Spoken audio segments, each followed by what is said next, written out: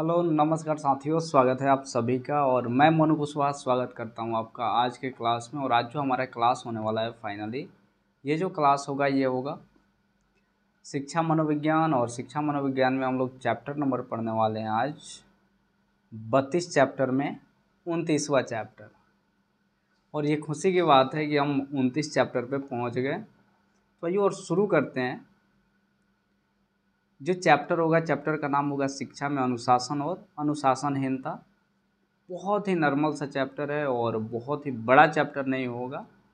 हालांकि इसकी व्याख्या जो है बहुत ही बड़े तौर पे की गई है, लेकिन इसके जो मेन पॉइंट्स है इन चीज़ों को हम समझने का प्रयास करेंगे और कोशिश करेंगे इनको जितना बेहतर से बेहतर हो सके समझ में आ सके। और शिक्षा का जो उद्देश्य है, अगर वो शिक्षक पूरा कर पाते हैं, स्टूडेंट पूरा कर पाते हैं, तो आई थिंक कि इसमें मेरी सफलता होगी, हम सबकी सफलता होगी। और यह जो क्लास होगा ये सफलतापूर्वक संचालित हुआ होगा। अनुशासन का अर्थ क्या होता है और इसका स्वरूप क्या होता है, आइए और इसको हम सबसे पहले जान लेते हैं। लिंडले एक जो थे वो मनोवैज्ञानिक थे और उन्होंने जो है इसकी जो परिभाषा दी अनुशासन की, उन्होंने कहा कि अनुशासन जो है स्पष्टतः मन शक्तियों का विकास है, यानी शक्ति का विकास और ज्ञान की उपलब्धि। ऐसे ही ब्लैक थे, इन्होंने अनुशासन का प्रयोग जो है नियम एवं विनिमय कानून और जो व्यवस्था की स्थापना में के अर्थ में किया है। और इनके अनुसार जो है अनुशासन का तात्पर्य कानून एवं व्यवस्था, नियम तथा मानदंड तथा अधिकारियों के प्रति आज्ञाकारिता की स्थापना है। वैसे ही रैंडी थे, उन्होंने कहा कि अनुशासन का अर्थ उचित और अनुचित की चेतना को विकसित करना है। और आधुनिक जो शिक्षा मनोवैज्ञानिक के अनुसार जो है ये इसका मतलब होता है अनुशासन का आत्मनियंत्रण, आत्मनिर्देश का विकास। स्टीवेंस ने जो है इसी अर्थ में अनुशासन का प्रयोग किया और उन्होंने कहा कि अनुशासन का तात्पर्य जो है निपुण आत्म निर्देशन या फिर निर्देशन के जो है विकास के हैं।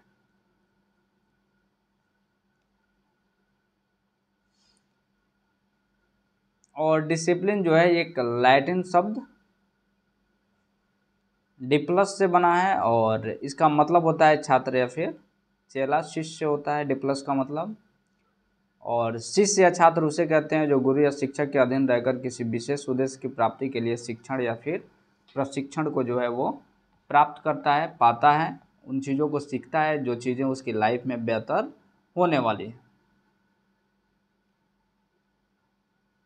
शिक्षण या प्रशिक्षण का अभिप्राय छात्रों के निर्देशन की जो है की योग्यता इस हद तक विकसित कर देना है कि वे आत्मनिर्भर होकर और अपने विशिष्ट लक्ष्य को प्राप्त करके अपने तथा समाज और राष्ट्र के लिए जो है हितकर प्रमाणित हो सके। इसकी ऐतिहासिक पृष्ठभूमि क्या क्या रही है आइए और इसको हम देख लेते हैं। लेकिन इससे पहले एक और मनोवैज्ञानिक थे जिनका नाम था जीएस काउंट्स। और उनके अनुसार जो है सामाजिक निष्ठा तथा ज्ञान की जो है कुशल प्रयोग तथा जीवन को जो है सौहार्द और उद्देश्य प्राप्ति की दिशा की ओर अग्रसर करना ही अनुशासन है। और ऐतिहासिक पृष्ठभूमि इसकी दो जो है दृष्टिकोण के आधार पर चलता है। एक है सत्तावादी दृष्टिकोण और दूसरा है प्रगतिवादी दृष्टिकोण। आइए और इसको हम देख लेते हैं। सत्तावादी दृष्टिकोण और प्रगतिवादी दृष्टिकोण में अंतर क्या है या फिर दोनों में क्या विशेषताएं हैं। सत्तावादी दृष्टिकोण जिसको हम इस दृष्टिकोण के अनुसार जो है अनुशासन का आधार जो है कठोर नियंत्रण है। बालकों पर जितना अधिक जो है कठोर नियंत्रण रखा जाएगा वे उतना ही अनुशासित होंगे। और अंधकार युग यानी डार्क एज में जो है अनुशासन का यही दृष्टिकोण प्रचलित था। रूसो ने कहा कि यदि बालकों को स्वतंत्र और स्वाभाविक रूप से विकसित होने दिया जाए तो वे आदर्श नागरिक बन सकेंगे, और यदि उन्हें सत्तावादी या फिर कठोर नियंत्रण में रखा जाए तो अनुशासनहीन आचारहीन जो है वो बन सकते हैं। और इसी प्रकार जो है सत्तावादी दृष्टिकोण के विरोध एक विद्रोह फैल गया, और इसके पृष्ठभूमि में जो है प्रगतिवादी जो है दृष्टिकोण का विकास हुआ। प्रगतिवादी दृष्टिकोण क्या है, आइए और इसको हम देख लेते हैं। इस दृष्टिकोण के अनुसार जो है अनुशासन तथा वास्तविक आधार जो है अनुशासन का वास्तविक आधार पूर्ण स्वतंत्रता है, न कि जो है कठोर नियंत्रण। और इस विचारधारा के अनुसार जो है बालकों को के उचित अनुशासन और शिक्षा के लिए उन्हें पूरी तरह नियंत्रित छोड़ देना आवश्यक है। इस विचार के समर्थकों ने बताया कि बच्चे मूलतः अच्छे और निर्दोष होते हैं। यदि उनमें बुरी आदतें आचरण विकृतियाँ विकसित हो जाती है तो इसके कारण जो है दोषपूर्ण वातावरण तथा शिक्षा व्यवस्था है। अतः नियंत्रण और वातावरण तथा शिक्षा पर जोर देना चाहिए, न कि बालकों पर देना चाहिए।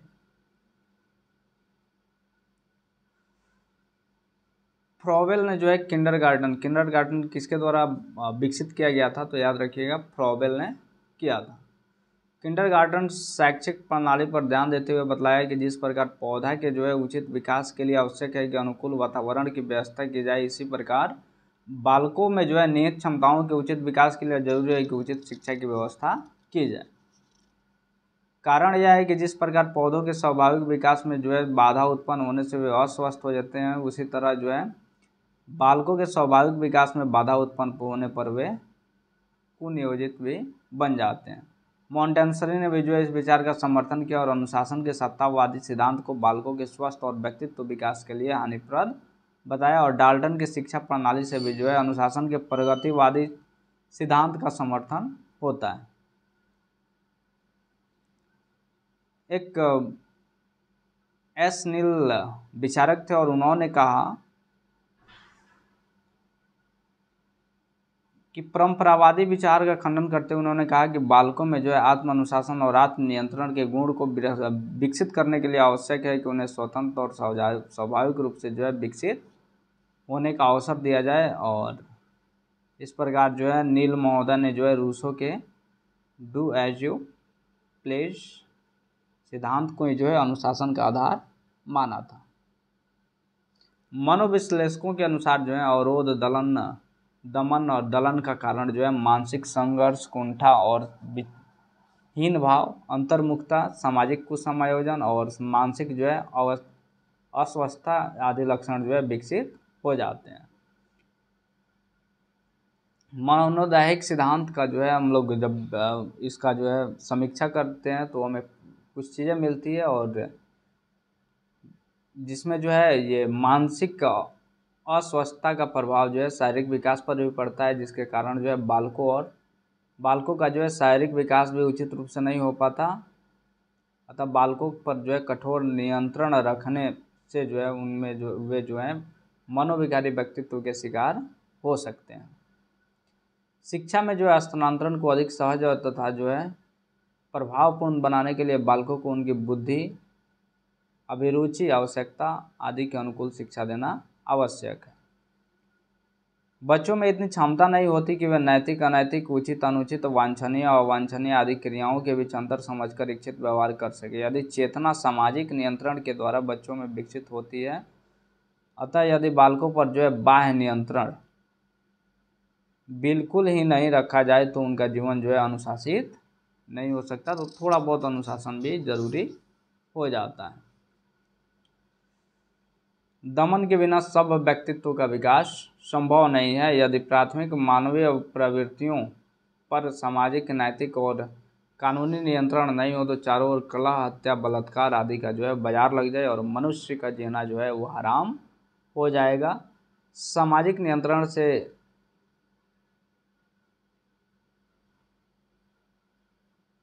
आज़ाद या तो शैतान होता है या फिर देवता। अतः सामाजिक नियंत्रण के बिना बच्चे जो है मनुष्य नहीं बन सकते, और शैतान या देवता जो है वो भले ही बन सकते हो। मेरी समझ में ज़्यादा चांस तो भाई रियलिटी है कि वो क्या शैतान ही बनेगा। बालकों में आत्म अनुशासन और आत्म नियंत्रण का जो है गुण विकसित हो सके, इसके लिए जो है नियंत्रित स्वतंत्रता आवश्यक है। और आधुनिक शिक्षा मनोवैज्ञानिकों के अनुसार अनुशासन का सही अर्थ आत्मनियंत्रण आत्मनिर्देशन है, जिसके विकास के लिए जो है नियंत्रित स्वतंत्रता आवश्यक है। इसी अर्थ में सत्तावादी और प्रगतिवादी सिद्धांत को एक दूसरे का पूरक कहा जा सकता है। तो मनोविज्ञान किसी भी चीज़ को पूरा तरह से झुठला भी नहीं सकता और पूरा तरह से स्वीकार भी नहीं कर सकता। ये क्या करता है, बीच बीच में रख देता है ताकि ये जो है ये विकसित होता रहे। अनुशासन के लक्ष्य और उद्देश्य क्या क्या होने चाहिए, आइए और इसको हम देख लेते हैं। पहला है प्रेत शक्ति का नियंत्रण। प्राचीन काल में जो है अनुशासन का उद्देश्य था बालकों में प्रेत शक्ति से मुक्ति दिलाना और उनके प्रभावों से जो है वंचित रखना। उस समय जो है विश्वास किया जाता था कि जो मानव में है वो दो तरह की शक्तियाँ होती हैं, एक होती है प्रेत शक्ति और दूसरी होती है दैवीय शक्ति। और दैवीय शक्ति के कारण बच्चा जो है नैतिक और सामाजिक कार्यों को करता है और प्रेत शक्ति के कारण वह अनैतिक तथा सामाजिक कार्यों को करने के लिए बाध्य होता है। लेकिन इसके अलावा और भी कई सारे भारत में भी ऐसी चीज़ें चलती थी, लेकिन वहाँ पे कहा जाता था कि तुम चाहे कितने भी गलतियाँ की हो लेकिन तुम एक इंसान बन सकते हो। और इसका जो है साक्षात उदाहरण हम वाल्मीकि बाबा देखने को मिलते हैं, भगवान वाल्मीकि या फिर वाल्मीकि बाबा, जिन्होंने जो है रामचरितमानस वाल्मीकि रामायण की रचना की और बहुत ही बेहतरीन तरीके से ऐसे बड़े काव्य ग्रंथ की रचना की। वैसा कर पाना शायद ही आजकल किसी नॉर्मल व्यक्ति के लिए संभव हो या फिर किसी एक्सपर्ट के लिए भी संभव हो। लाखों लोगों ने चाहा पर उतना बेहतरीन नहीं कर पाए। अनुशासन के इसी उद्देश्य की जो है पृष्ठभूमि में अनुशासन संबंधित सत्तावादी सिद्धांत का विकास हुआ और जिसका वर्णन जो है हम ही कर रहे हैं। और प्रगतिवादी सिद्धांत के विकसित होने के बाद अनुशासन का यह उद्देश्य जो है परिवर्तित हो चला और प्रेत शक्ति की धारणा गलत प्रमाणित हुई। इसके बाद है औपचारिक मानसिक अनुशासन। मानसिक शक्ति सिद्धांत की पृष्ठभूमि को औपचारिक मानसिक अनुशासन या प्रशिक्षण को ही जो है अनुशासन का उद्देश्य माना गया। उस समय ऐसा विश्वास किया जाता था कि स्मृति, विवेक आदि जो है मानसिक शक्तियों का स्थानांतरण मूल्य सबसे अधिक होता है। तो अनुशासन का लक्ष्य था कि बालकों को ऐसे विषयों का प्रशिक्षण देना जिससे उनकी स्मृति और विवेक शक्ति अधिक से अधिक विकसित हो सके। तीसरा है नियंत्रण एवं प्रशिक्षण। कुछ विद्वानों के अनुसार अनुशासन का उद्देश्य बाह्य नियंत्रण तथा प्रशिक्षण है। किसी अभिष्ट की पूर्ति के लिए जो है व्यक्ति को किसी हद तक नियंत्रित तथा प्रशिक्षित करना है कि वह सहज रूप से जो है अधिकारियों के आदेशों का पालन करने लगे। छात्रों को अनुशासित करने का अभिप्राय मात्र इतना है कि वह अभिभावकों और शिक्षकों के परामर्शों एवं आदर्शों के अनुकूल जो है आदेशों के अनुकूल वो व्यवहार करने लगे। चौथा नंबर है आत्मनियंत्रण एवं जो है आत्मनिर्देशन। तो भाई सीधी सी बात है कि अनुशासन आपको आत्मनियंत्रण और आत्मनिर्देशन यानी सेल्फ कंट्रोल और सेल्फ डायरेक्शन की तरफ वो आपको ध्यान देता है। इसके बाद प्रजातंत्रात्मक जो है मनोवृत्ति का विकास। तो अनुशासन रहता है तो आप अपने हिसाब से काम करना पसंद करते हो, किसी और के हिसाब से आप काम नहीं करते हो, तो वहाँ पे प्रजातंत्रात्मक जो है वो विकास हो जाता है, मनोवृत्ति का विकास। इसके बाद अनुशासन को जो है प्रभावित करने वाले कारक क्या क्या हैं, तो आइए देख लेते हैं। पहला नंबर है औपचारिक कारक और दूसरा है अनौपचारिक कारक। औपचारिक कारक में जो है विद्यालय प्रबंध को देख लेते हैं। पहला है भौतिक वातावरण, यानी का जो है विद्यालय का जो है ये भौतिक वातावरण का जो है गहरा प्रभाव छात्रों के अनुशासन पर पड़ता है, रियलिटी है। और जैसे प्रकाश, वायु संचार और वर्ग की सजावट, बेंच डेस्क की व्यवस्था जो है वर्ग के छात्रों की संख्या आदि पर पड़ता है। और अनुशासन का अगर संख्या बहुत ज़्यादा है तो अनुशासन क्लास में कंट्रोल कर पाना काफ़ी मुश्किल हो जाता है। इसके बाद दूसरा नंबर है पाठ्यक्रम, यानी बालकों के अनुशासन पर जो है पाठ्यक्रम का प्रभाव पड़ता है। जब बालकों की जो है बुद्धि, रुचि, आवश्यकता, परिपक्वता के अनुकूल जो है पाठ्यक्रम होता है तो फिर वो अभ्यास में रुचि लेते हैं, अध्ययन में रुचि लेते हैं। और जब नहीं होता है तो वो क्लास बंक करना शुरू कर देते हैं, अनुशासनहीन हो जाते हैं।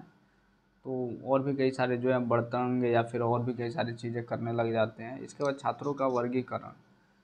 देखिए वर्गीकरण के छात्रों का ये है ना कि वो जिस लायक हैं उस कैटेगरी में उनको बांटा जाए और उस हिसाब से शिक्षा दिया जाए। ऐसे अच्छे बच्चे हैं अच्छे माइंडसेट के उनको अलग कैटेगरी, फिर जो कम उससे कम है यानी नॉर्मल है उसको अलग कैटेगरी, जो पूरा मूर्ख टाइप के हैं या फिर उतना बेहतरीन तरीके से नहीं समझ सकते उनको जो है हम अलग तरीके से प्रशिक्षण दे सकते हैं। इसके बाद जो है अध्यापन विधि, भैया अगर अध्यापन विधि अच्छा नहीं है तो बच्चा अनुशासन में नहीं रह पाएगा। रियलिटी है, कई बार टीचर अगर अच्छे ना हो तो फिर बच्चा भी नहीं पढ़ पाता है, रियलिटी है। तो ये हमेशा मैटर करता है कि टीचर जो है वो बेहतरीन हो, पढ़ाने का तरीका उसका बेहतरीन हो। इसके बाद है बैठने का प्रबंध। भाई अगर बच्चा जो है, खासकर रियलिटी बता रहा हूँ, बच्चा जो है वो थोड़ा सा नटखट है, शरारती है, उसको सबसे आगे बैठाइए, ना कि सबसे पीछे।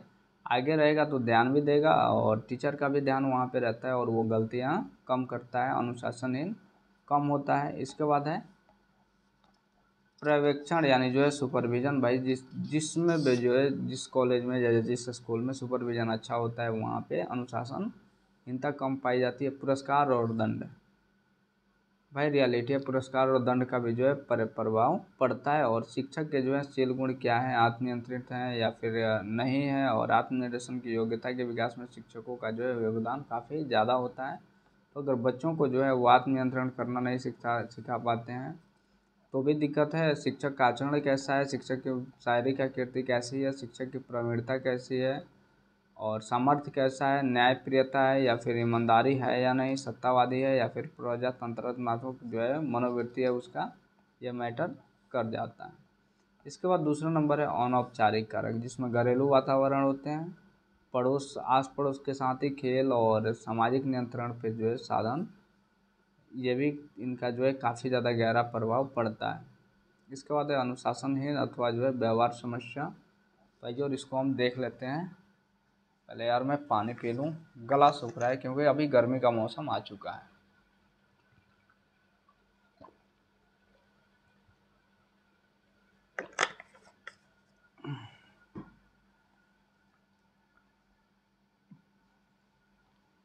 व्यवहार समस्या का तात्पर्य ऐसे व्यवहार से जो गैर सामाजिक होता है, जो कुसमायोजित होता है अथवा जो विनाशक होता है।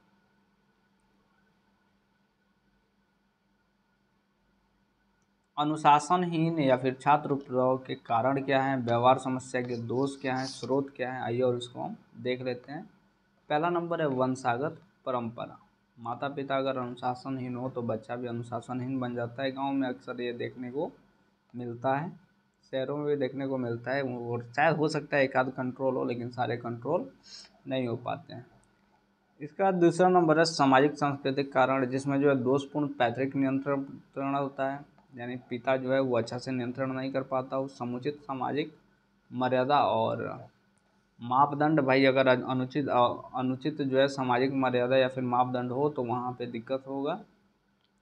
ब्रोकन एंड टूटा हुआ परिवार जो है वो थोड़ा ज़्यादा वहाँ पे आता है। दुर्बल आर्थिक स्थिति, भाई पैसा ना हो तो फिर दिक्कत हो जाता है।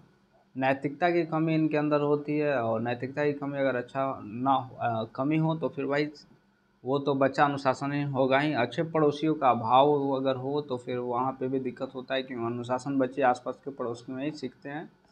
इसके कुछ राजनीतिक कारण भी होते हैं, और राजनीतिक कारण के चलते तो थोड़ा ज़्यादा ही हो जाता है अनुशासनहीनता।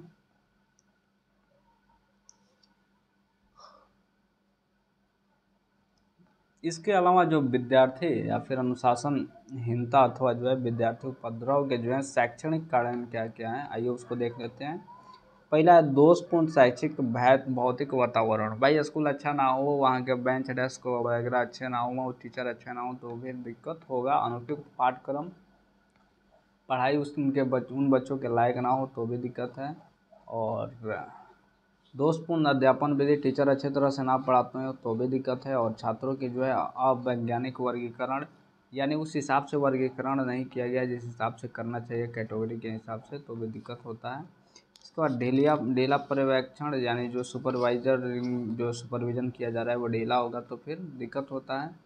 अकुशल प्रधानाध्यापक या फिर प्राचार्य, जो प्राचार्य या फिर प्रधानाध्यापक होते हैं अगर वो अकुशल हों, उनको कंट्रोल करने नहीं आता है तो टीचर भी धीरे धीरे वो भी बन जाते हैं वैसे ही, और थोड़ा सा दिक्कत हो जाता है। इसके बाद शिक्षक की अयोग्यताएं, जैसे असमर्थ और बेईमानी या पक्षपात होता हो, प्रभुता की कमी हो, लैक ऑफ डोमिनेशन, तो फिर वहाँ पे भी ये भी रीज़न बन जाता है। और शारीरिक दोष वगैरह में भी दिक्कत हो जाता है। इसके बाद कक्षा प्रबंधन कैसे किया जा सकता है, तो आदर्श भौतिक वातावरण बनाकर कक्षा का जो है ये कक्षा प्रबंध जो है वो बेहतरीन तरीके से किया जा सकता है। उपयुक्त पाठ्यक्रम हो, उपयुक्त अध्यापन विधि हो, उचित पुरस्कार और दंड हो, उचित पर्यवेक्षण हो, योग्य प्रधानाध्यापक या प्राचार्य हो, पाठ्येतर क्रियाएं थोड़ी अच्छे हों और योग्य शिक्षक हों। योग्य शिक्षक का गुण क्या क्या है और उसको देख लेते हैं। पहला है कि शिक्षकों को जो है स्वस्थ और आकर्षक होना चाहिए। दूसरा है उन्हें साफ सुथरा और हंसमुख होना चाहिए, परंतु कभी कभी सावधान खिन्नता भी होना चाहिए। तीसरा नंबर है उन्हें अपने विषय का पर्याप्त ज्ञान होना चाहिए। चौथा है उन्हें प्रभुता का शीलगुण और पर्याप्त मात्रा में होना चाहिए। पाँचवा नंबर है उन्हें ईमानदार और न्यायप्रिय और निष्पक्ष होना चाहिए। छठा नंबर है उसका आचरण अच्छा और अनुकरणीय होना चाहिए। सातवां नंबर है कि सभी शिक्षक के बीच संप्रभुता होना चाहिए और उनके बीच जो है कलह और संघर्ष नहीं होना चाहिए। क्लास में जो है बैठने का प्रबंध अच्छा हो तो फिर बच्चे को जो है कोई दिक्कत नहीं होता है। तो दोस्तों ये था हमारा चैप्टर, उम्मीद है कि आपको समझ में ज़रूर आ गया होगा। और फिर आगे पढ़ने वाले हैं नेक्स्ट चैप्टर। तब तक के लिए फिर मिलते हैं कल। बहुत जो हैं ये बड़े बड़े चैप्टर्स नहीं बचे हैं, तो उम्मीद है कि बेहतरीन तरीके से आपको समझ में आ ही जाएंगे। और आई थिंक इन सभी चैप्टर्स का जो है मैक्सिमम रिवीजन हम पहले कर चुके हैं, पढ़ चुके हैं, तो वहाँ से दिक्कत आपको बिल्कुल नहीं होनी चाहिए।